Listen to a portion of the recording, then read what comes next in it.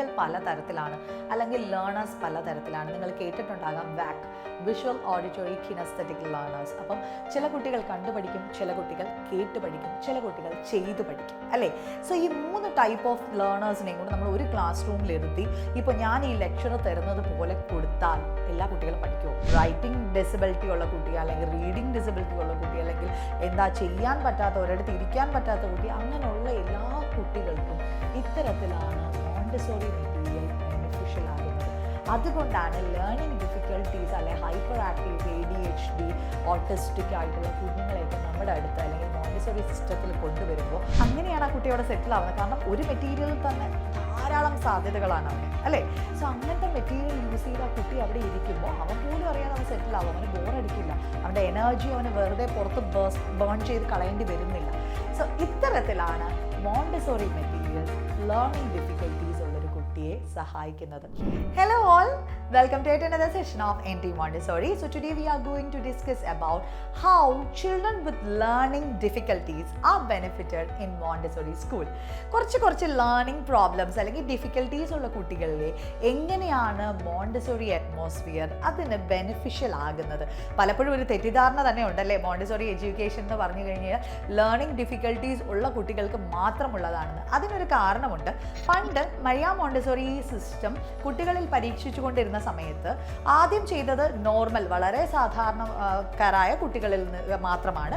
അവരിൽ വളരെ നല്ല റിസൾട്ട് ഉണ്ടായപ്പോൾ മരിയ മോണ്ടിസോറി ഒരു ഡോക്ടർ ആയതുകൊണ്ട് തന്നെ മെൻ്റലി ഡിസേബിൾഡ് ആയ അല്ലെങ്കിൽ ഈ പറയുന്നത് പോലെ ലേണിംഗ് ഡിഫിക്കൽട്ടീസ് ഉള്ള കുട്ടികളിൽ ഇതൊന്ന് അപ്ലൈ ചെയ്ത് നോക്കി. നമ്മുടെ മെറ്റീരിയൽസ് അപ്ലൈ ചെയ്ത് നോക്കിയപ്പോൾ they have learn faster, they have grasp faster. അപ്പോൾ അങ്ങനെ ആ ഒരു കാലഘട്ടത്തിൽ വന്ന ഒരു മിഥ്യാധാരണ മാത്രമാണ് മോണ്ടിസോറി സിസ്റ്റം എന്ന് പറയുന്നത് ലേണിംഗ് ഡിഫിക്കൽട്ടീസ് ഉള്ള കുട്ടികൾക്കാണ് അല്ലെങ്കിൽ ഡിസേബിൾഡ് ആയിട്ടുള്ള കുട്ടികൾ. നോ, മോണ്ടിസോറി സിസ്റ്റം കണ്ടുപിടിച്ചത് തന്നെ നോർമൽ സ്റ്റുഡൻസിനെ വെച്ചിട്ട് അവർ ചെയ്യുന്ന ആക്ടിവിറ്റീസിലൂടെയാണ്. പക്ഷേ മോണ്ടിസോറി മെറ്റീരിയൽസ് ഒരു ലേണിംഗ് ഡിഫിക്കൽട്ടി ഉള്ള കുട്ടിയെ സഹായിക്കുന്നത് പല രീതിയിലാണ്. First of all, the material allows the child to do it according to his own wish.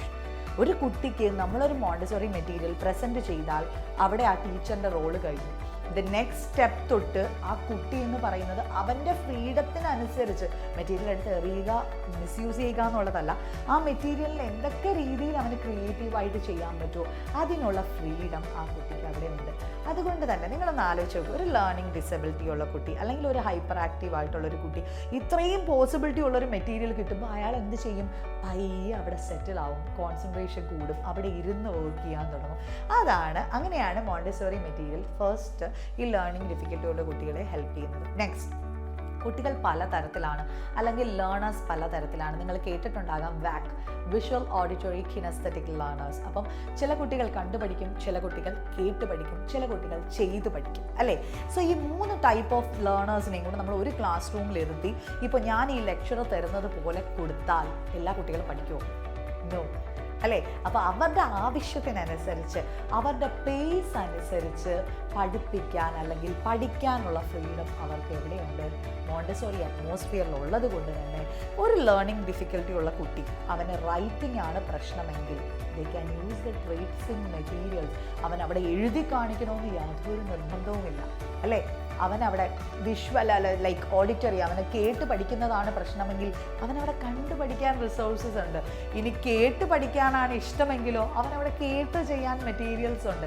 So ഇത്തരത്തിൽ ചെയ്ത് പഠിക്കാൻ താല്പര്യമുള്ള കുട്ടിയാണെങ്കിലോ ചെയ്ത് പഠിക്കാം.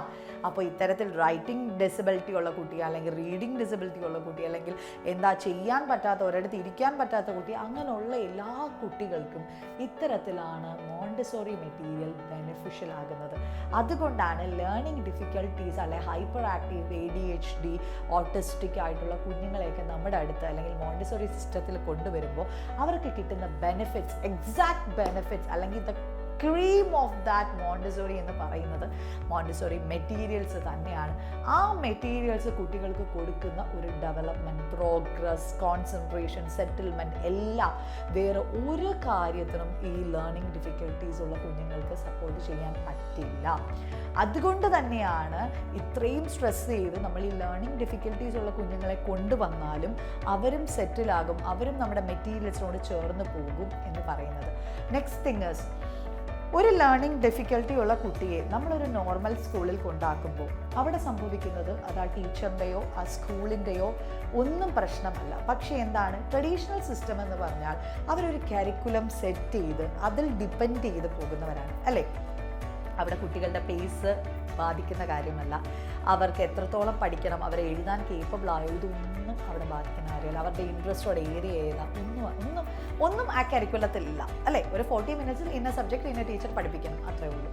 സോ മോണ്ടിസോറി അറ്റ്മോസ്ഫിയറിൽ വരുമ്പോൾ ഈ ലേണിംഗ് ഡിഫിക്കൽട്ടി അല്ലെങ്കിൽ ഒരു ADHD ഹൈപ്പർ ആക്റ്റീവ് ആയിട്ടുള്ളൊരു കുട്ടിയെ നിങ്ങളൊരു നോർമൽ സ്കൂളിൽ കൊണ്ടെത്തിയാൽ അവന് ഇരിക്കാൻ പറ്റുമോ? അവനവിടെ ഫ്രീഡം ഉണ്ടോ എണീറ്റ് നടക്കാൻ? പക്ഷെ നമ്മുടെ മോണ്ടിസോറി അറ്റ്മോസ്ഫിയറിലുണ്ട്. അവനൊരു മെറ്റീരിയൽ ചെയ്തുകൊണ്ടിരിക്കും, അവനത് മതിയെന്നുണ്ടെങ്കിൽ അവനെ തിരിച്ചുകൊണ്ട് വെക്കാം, അടുത്ത മെറ്റീരിയൽ എടുക്കാം. സോ ആ മൂവ്മെൻറ്റിൻ്റെ ഫ്രീഡം ഉള്ളത് കൊണ്ട് തന്നെ ഒരു ഹൈപ്പർ ആക്റ്റീവ് ആയിട്ടുള്ള കുട്ടിക്കാണെങ്കിലും എന്ത് ചെയ്യാൻ പറ്റും, നമ്മുടെ മോണ്ടിസോറി അറ്റ്മോസ്ഫിയറിൽ സെറ്റിൽ ആകാൻ പറ്റും.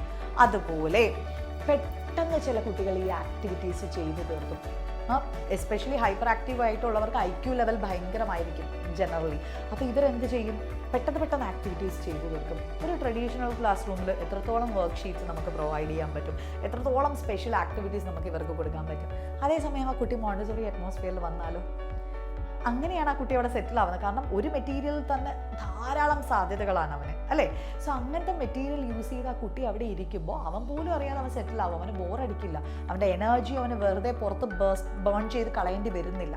സോ ഇത്തരത്തിലാണ് മോണ്ടിസോറി മെറ്റീരിയൽസ് ലേണിംഗ് ഡിഫിക്കൽട്ടീസ് ഉള്ളൊരു കുട്ടിയെ സഹായിക്കുന്നത്. ഇനി ഡിസ്ലെക്സിയ ഉള്ള കുട്ടിയാണെന്ന് വെച്ചോ, അപ്പോൾ അവൻ എന്തായിരിക്കും ഏറ്റവും വലിയ പ്രശ്നം, റൈറ്റിംഗ് ആയിരിക്കും അല്ലേ. സോ അപ്പോൾ ആദ്യം നമുക്ക് സാൻഡ് പേപ്പർ ലെറ്റർ വെച്ച് ആ കുട്ടിക്ക് ഫോമേഷൻ കൊടുത്തു കഴിഞ്ഞാൽ കുട്ടി ഒരുവിധം എന്ത് പറ്റും, ആ ഒരു ഇംപ്രിൻറ്റ്, ഒരു ആൽഫബറ്റിൻ്റെ ഒരു ഫോമേഷൻ്റെ ഒരു ഇംപ്രിൻറ്റ് ആ കുട്ടിയുടെ മനസ്സിൽ വരും. ഗ്രാജുവലി അവന് റൈറ്റിംഗ് പറ്റും. ഇനിയിപ്പോൾ അവന് റൈറ്റിംഗ് പറ്റുന്നില്ല എന്നുണ്ടെങ്കിൽ എന്ത് ചെയ്യാം, അവൻ ആൽഫബറ്റ്സ് എടുത്ത് വെച്ച് സാൻഡ് പേപ്പർ ലെറ്റേഴ്സ് എടുത്ത് വെച്ചിട്ട് വേർഡ്സ് ക്രിയേറ്റ് ചെയ്ത് റീഡ് ചെയ്യാം. സോ ഹീ ഫീൽ കംഫർട്ടബിൾ അല്ലേ. മറ്റു കുട്ടികളെ പോലെ I can also do that, I can read, I can make words എന്നൊരു കോൺഫിഡൻസ് വരുമ്പോൾ ഹീ ഫീൽസ് നോർമൽ, അവനും മറ്റുള്ളവനെ പോലാണെന്ന് ഫീൽ ചെയ്യും. ഇങ്ങനെയൊക്കെയാണ് മോണ്ടിസോറി അറ്റ്മോസ്ഫിയർ അല്ലെങ്കിൽ മോണ്ടിസോറി മെറ്റീരിയൽസ് നമ്മളുടെ ലേണിംഗ് ഡിഫിക്കൽട്ടീസുള്ള കുഞ്ഞു മക്കളെ ഹെൽപ്പ് ചെയ്യുന്നത്. അപ്പോൾ ഇനി ലേണിംഗ് ഡിഫിക്കൽട്ടീസുള്ള കുഞ്ഞുങ്ങളുണ്ടെങ്കിൽ ധൈര്യമായിട്ട് മോണ്ടിസോറി അറ്റ്മോസ്ഫിയറിൽ കൊണ്ടുപോയിക്കോളൂ. അവർക്ക് എല്ലാവിധ സപ്പോർട്ടും നമ്മുടെ മോണ്ടിസോറി മെറ്റീരിയൽസും ടീച്ചേഴ്സും കൊടുക്കുന്നതാണ്. Thank you so much and see you in another video.